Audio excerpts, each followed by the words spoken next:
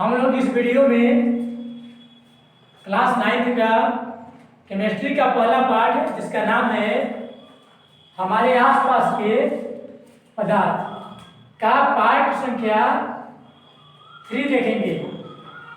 इससे पहले हम लोग पार्ट 2 तक वीडियो बना दिया है। तो मेरा पहला स्टार है इसमें दृढ़ता। दृढ़ता यानी कि रिजिडिटी। दृढ़ता क्या है? तो कहने का मतलब कोई भी ठोस पदार्थ हो, आप जानते हैं कि ठोस पदार्थ के जो कण होते हैं बहुत ही निकट निकट होते हैं, मतलब उनके बीच खाली स्थान भी कम होता है और उनके जो कण हैं एक मजबूती से बल से बंधे होते हैं, जिस बल का नाम होता है अंतराणविक बल। तो कहने का मतलब ठोस पदार्थों में अणुओं के बीच अंतराणविक बल बहुत ही ज्यादा होता है, मजबूत। इसलिए वह क्या होता है, हम लोग आसानी से उसे दबा नहीं सकते हैं। इसी गुण का नाम है दृढ़ता। आइए परिभाषा देखते हैं। ठोस पदार्थों के कणों के बीच अंतराणविक बल बहुत ही अधिक होता है, मतलब ठोस पदार्थों के कणों के बीच अंतराणविक बल बहुत ही मजबूत होता है, जिसके कारण उसे तोड़ना या दबाना कठिन होता है। इसी गुण को दृढ़ता कहते हैं। ये ठोस पदार्थ है, क्या इसे आसानी से दबा सकते हैं? नहीं। क्यों? क्योंकि इसके अणुओं के बीच जो बल लग रहा है बहुत ही मजबूत है, जिस बल के कारण इसको दबाना आसान नहीं है। इसी गुण का नाम क्या है? दृढ़ता। चलिए अब नेक्स्ट स्टार देखते हैं। अब हमारा अगला स्टार है तरलता। कहने का मतलब ठोस पदार्थ के कण तो बहुत ही मजबूती से बंधे होते हैं, इसलिए उसमें बहने का गुण नहीं होता है। लेकिन द्रव का जो कण है ये ठोस के अपेक्षा कम मजबूती से बंधे होते हैं, और गैस के अणु तो द्रव से भी कम मजबूती से बंधा होता है, वो बहुत ही कमजोर बल से बंधा होता है। तो द्रव के अणु और गैस के अणु जो आपस में बंधे होते हैं अंतराणविक बल से, बहुत ही कमजोर बल से बंधे होते हैं, इसलिए वो प्रवाहित होते हैं। तो ऐसे पदार्थ जो बहता है उसे हम तरल कहते हैं, और जिसमें इस बहने का गुण होता है, इस गुण का नाम है तरलता। मतलब पदार्थ हुआ तरल, जैसे हवा बह रहा है, बह सकता है, तो हवा हो गया तरल पदार्थ। मान लीजिए पानी बह सकता है, ये हो गया तरल पदार्थ। अब जिस गुण के कारण बह रहा है उस गुण का नाम है तरलता। देखिए परिभाषा, जो जिस पदार्थ में बहने का गुण होता है उसे तरल कहा जाता है। जिस पदार्थ में बहने का गुण होता है उसे तरल कहा जाता है, और इस गुण को तरलता कहते हैं। जिस पदार्थ में बहने का गुण होता है उसे तरल पदार्थ कहते हैं तथा इस गुण को तरलता कहते हैं। कहने तो पानी बहता है ना, तो पानी क्या हुआ? तरल पदार्थ। अब इस गुण का नाम है तरलता। चलिए नेक्स्ट स्टार देखते हैं। अगला स्टार है आकार, जिसे अंग्रेजी बोलते हैं शेप। कहने का मतलब अब इसी पदार्थ को देखिए, आप कहेंगे कि इसकी आकृति बेलनाकार है, इसका आकार बेलनाकार है। तो कहने का मतलब जो पदार्थ जिस तरह का स्थान घेरता है, गोलाकार, अंडाकार, घनाभागाकार, मतलब कोई पदार्थ जिस तरह का स्थान घेरेगा उसकी आकृति आकार यानी कि वैसा कहलाता है। तो कोई पदार्थ जितना स्थान घेरता है उसे उस वस्तु का आकार कहते हैं। कोई वस्तु जितना स्थान घेरता है उसे उस वस्तु का आकार कहते हैं। अब यही है मार्कर, ये इतना स्थान घेरा है बेलन जैसा, इसका आकार क्या हुआ? बेलनाकार। तो जो पदार्थ जितना स्थान घेरेगा वो स्थान उसका क्या होगा? वो आकार हो जाएगा।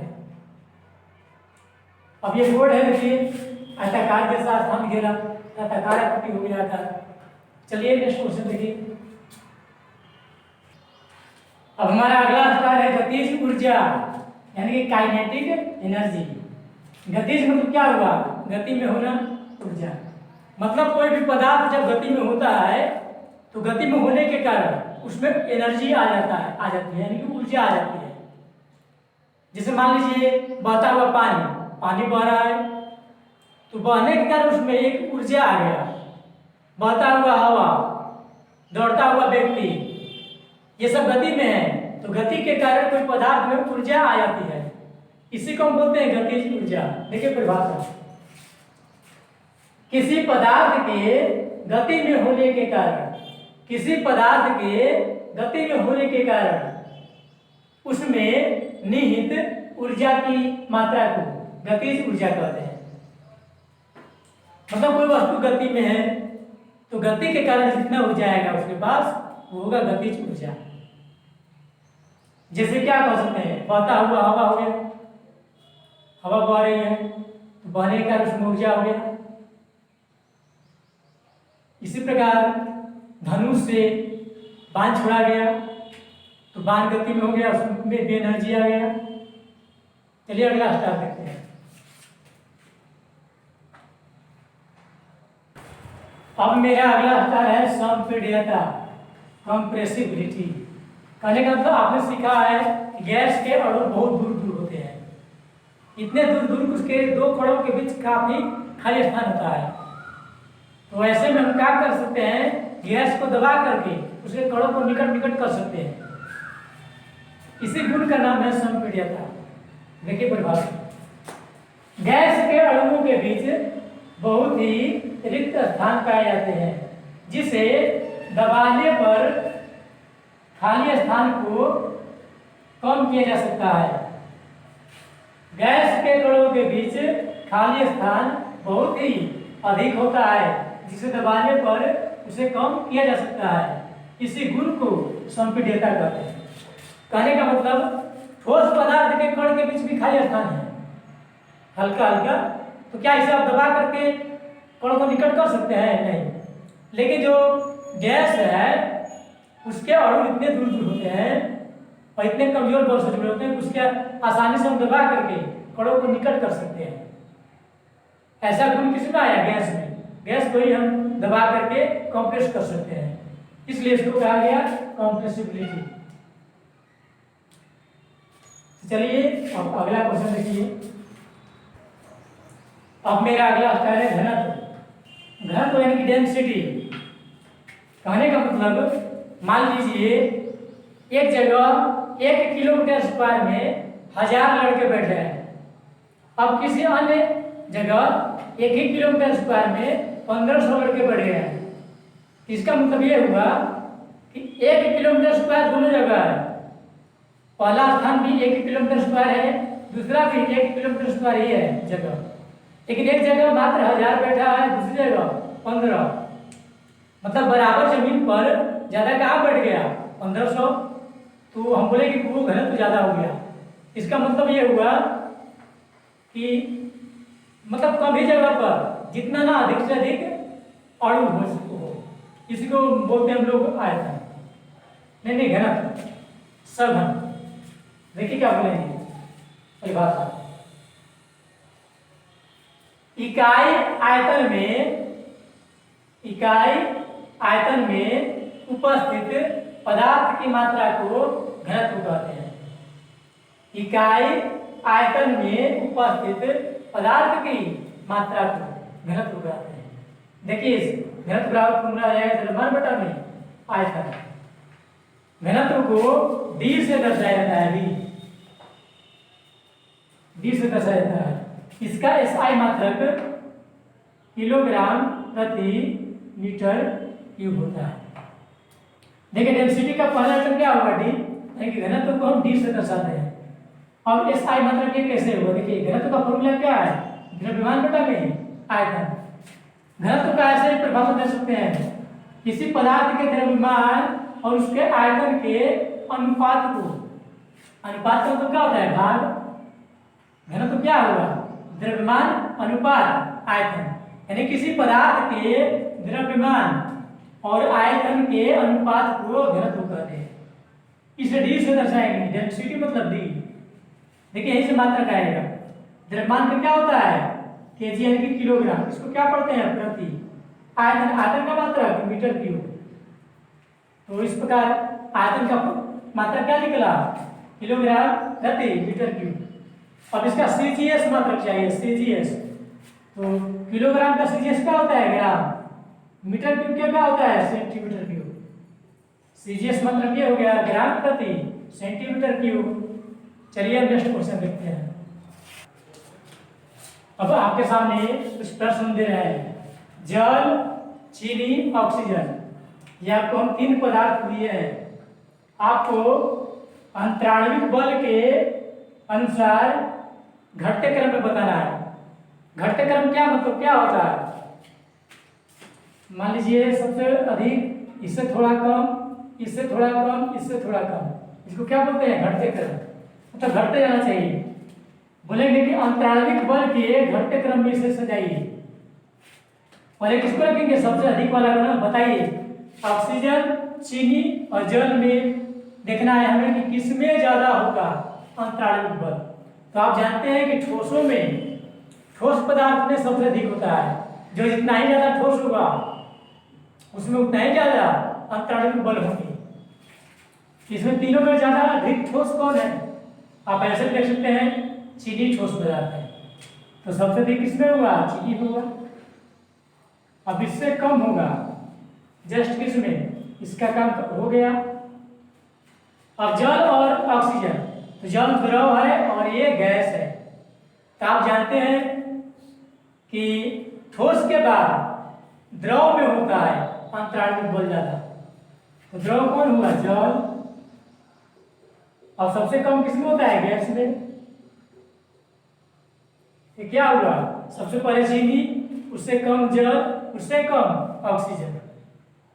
अब इसी को हम बोलेंगे कि अणुओं के बीच खाली स्थान।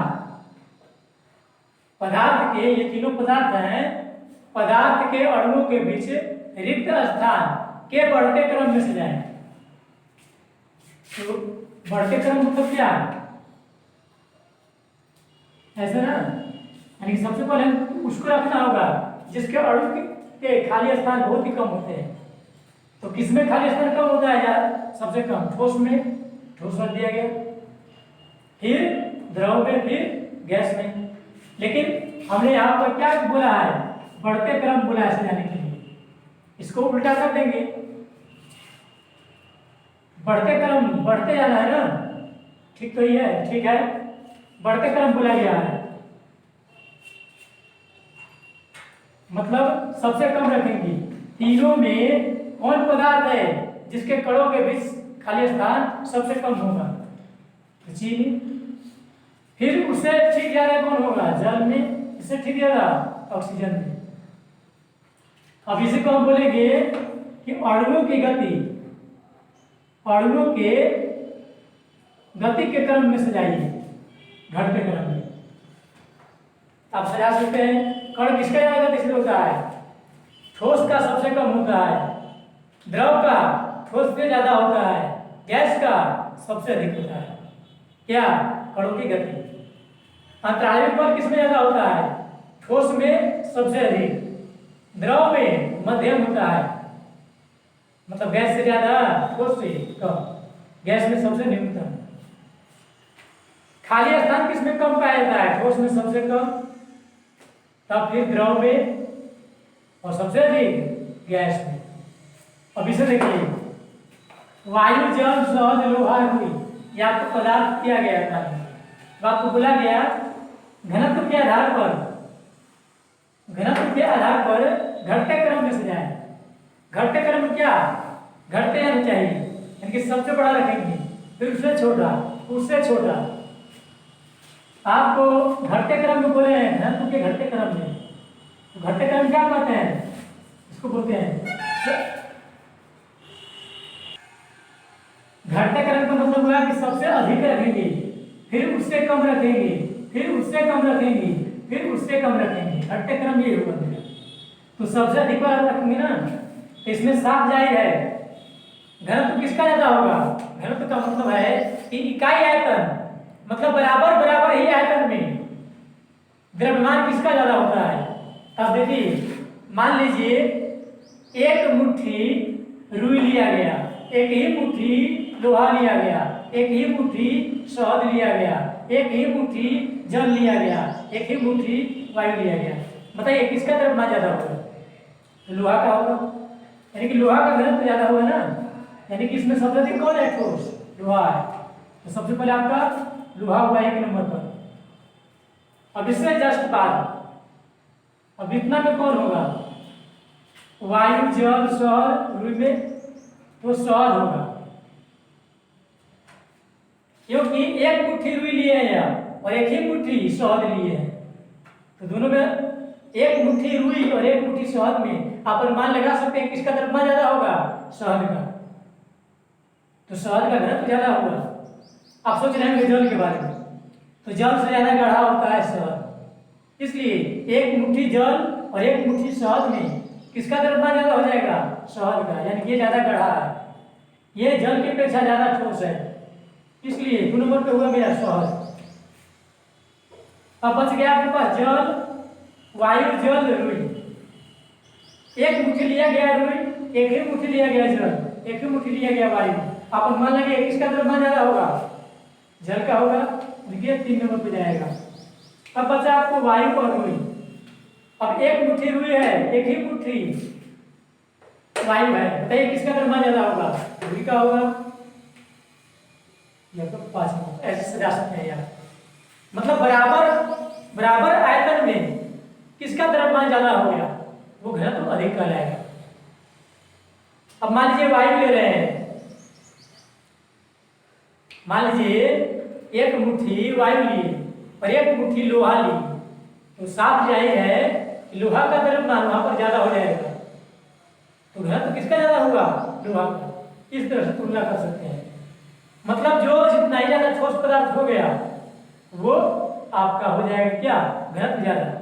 आप यहाँ सोचेंगे कि रुई शहद से ज्यादा है, नहीं। एक मुट्ठी आप रुई लेकर के देखिए और एक मुट्ठी शहद, आपके शहद का द्रव्यमान ज्यादा होगा। मतलब इकाई आयतन में पदार्थ की मात्रा को घनत्व कहते हैं।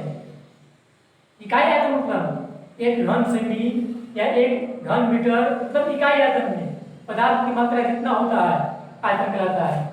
अब देखिए यहाँ पर कुछ नोट है। एलपीजी, एल का मतलब होता है लिक्विफाइड, लिक्विड से बना है लिक्विफाइड, लिक्विड मतलब होता है द्रव। पी से हो जाएगा पेट्रोलियम, जी से हो जाएगा गैस, गैस का हिंदी वाष्प यानी कि भाप, तो वह लिक्विफाइड पेट्रोलियम गैस। हिंदी में कहे तो द्रव, ये द्रव से बन गया द्रवीभूत, द्रवीभूत पेट्रोलियम गैस।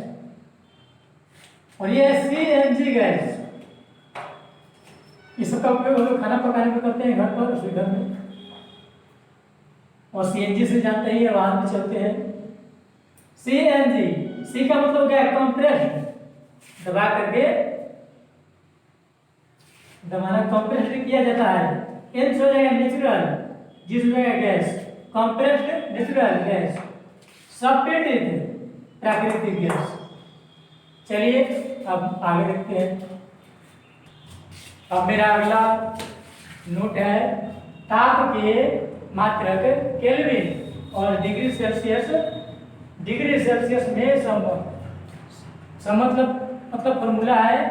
केल्विन को बोलते हैं के बराबर होता है 273 डिग्री प्लस सेल्सियस, वही डिग्री सेल्सियस। सी का मतलब क्या है? डिग्री सेल्सियस समझना है, के का मतलब केल्विन। तो आपको ये रिलेशन है दोनों में। आपको तापमान का मात्रक सी में दिया जाएगा, के में पूछा जाएगा, के में दिया जाएगा तो सी में पूछा जाएगा, तो इसी फॉर्मूला का उपयोग करेंगे। जैसे कहा गया कि बर्फ का गलनांक 0 डिग्री सेल्सियस होता है।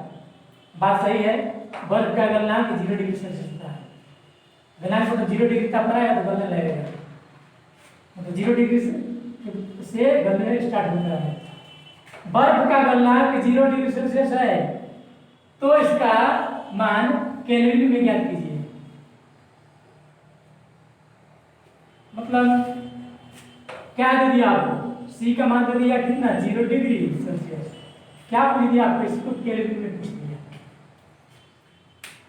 डिग्री सेल्सियस दिया है, सी मतलब है ना सेल्सियस, आपको सी का मान दिया, केल्विन में पूछा है।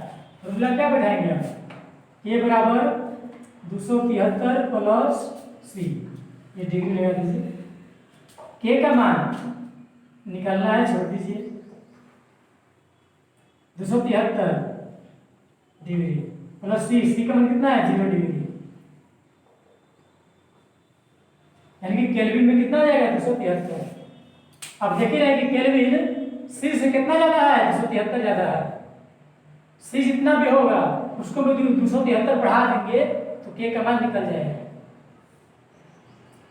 के इसको मैं से लिख सकते हैं ना, सी प्लस 273 डिग्री, सी में कितना अधिक किया गया 273, मतलब केल्विन जो होता है सेल्सियस से, डिग्री सेल्सियस से ज्यादा होता है, कितना ज्यादा 273।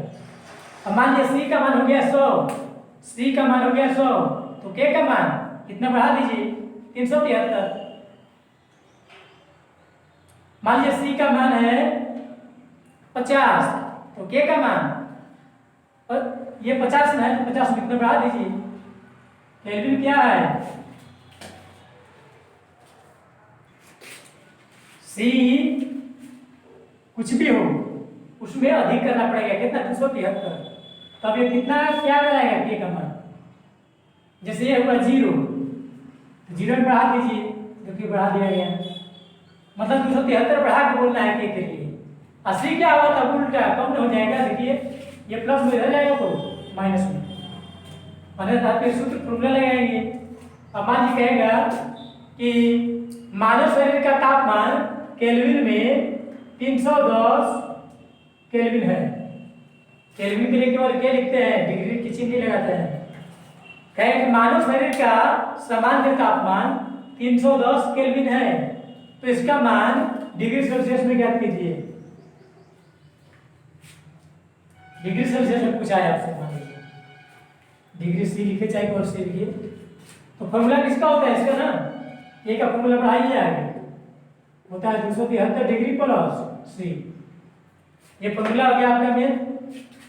के का मान दिया था, के का फॉर्मूला होता है, अब एक तरफ मान लिखिए तो एक तरफ फॉर्मूला लिखेंगे, एक तरफ फॉर्मूला लिख देंगे, एक तरफ मान लिखेंगे। देखिए कहने का मतलब है के का मान दिया था, ऐसे याद रखिएगा मानव शरीर का तापमान 310 डिग्री सेल्सियस, 310 केल्विन ही होता है हम लोग का सामान्य तापमान शरीर का। अब इसका मान पूछा है डिग्री सेल्सियस में, केल्विन का मान दिया है ना, देखिए ऐसे कर सकते हैं, के का मान दिया कितना 310, अब एक तरफ मान लिख दिए, इसका फॉर्मूला होता है ना, क्या होता है 273 प्लस सी, एक तरफ फॉर्मूला रखिए 273 डिग्री प्लस सी,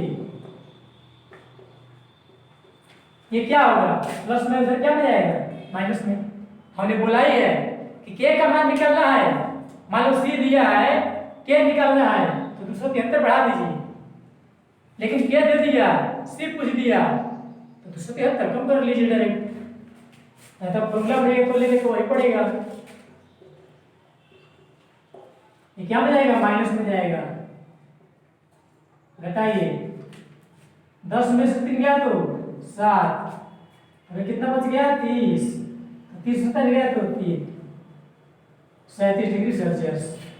आप याद रखेंगे कि मानव शरीर का तापमान कितना होता है, केल्विन में होता है 310 केल्विन, और डिग्री सेल्सियस में होता है 37 डिग्री सेल्सियस, और एक और मात्रा होता है फ़ारेनहाइट, उसमें होता है 98.6। ऐसे भी इतना ही होता है 36.6 होता है, जो लगभग 37 के बराबर है।